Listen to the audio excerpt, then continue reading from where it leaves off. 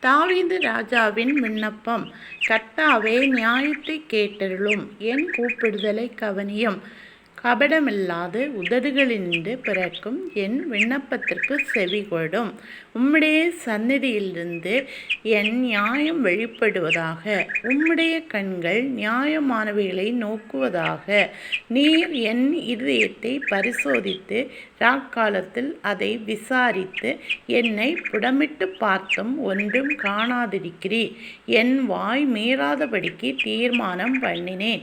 மனுஷனின் செய்கைகளை குறித்து நான் உம்முடைய உதடுகளின் வாக்கினாலே துஷ்டனுடைய பாதைகளுக்கு விலக்கமாய் என்னை காத்து கொள்கிறேன்.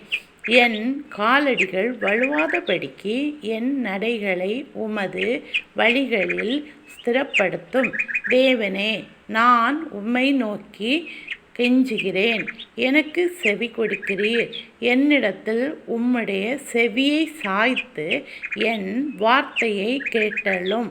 உம்மை நம்புகிறவர்களை அவர்களுக்கு விரோதமாய் எழும்புகிறவர்களிலிருந்து உமது வலது கரத்தினால் தப்புவித்து இரட்சிக்கிறவரே, உம்முடைய அதிசயமான கிருபையை விளங்க பண்ணும். கண்மணியைப் போல் என்னை காத்தருளும். என்னை ஒடுக்கிற துன்மார்க்கருக்கும் என்னை சூழ்ந்து கொள்கிற எப்ரான் பகைஞருக்கும் மறைவாக உம்முடைய செட்டைகளின் நிலையிலே என்னை காப்பாற்றும். அவர்கள் நினம் துண்ணி இருக்கிறார்கள், தங்கள் வாயினால் வீம்பு பேசுகிறார்கள். நாங்கள் செல்லும் பாதைகளில் இப்பொழுது எங்களை வளைந்து கொண்டார்கள். எங்களை தரையிலே தள்ளும்படி அவர்கள் கண்கள் எங்களை நோக்கி கொண்டிருக்கிறது. பீறுகிறதற்கு ஆவலுள்ள சிங்கத்திற்கும் மறைவிடங்களில் பதிவிருக்கிற பால சிங்கத்திற்கும் ஒப்பாயிருக்கிறார்கள். கர்த்தாவே, நீர் எழுந்து இருந்து அவனுக்கு எதிரிட்டு அவனை மடங்கடியும்.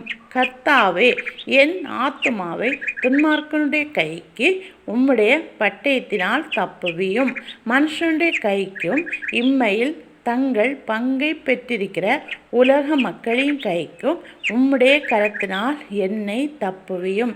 அவர்கள் வயிற்றை உமது திரவியத்தினால் நிரப்புகிறீர். அவர்கள் புத்திர பாக்கியத்தினால் திருப்தி அடைந்து தங்களுக்கு மீதியான பொருளை தங்கள் குழந்தைகளுக்கும் வைக்கிறார்கள். நானோ நீதியில் உம்முடைய முகத்தை தரிசிப்பேன். நான் விழிக்கும் போது உமது சாயலால் திருப்தியாவேன்.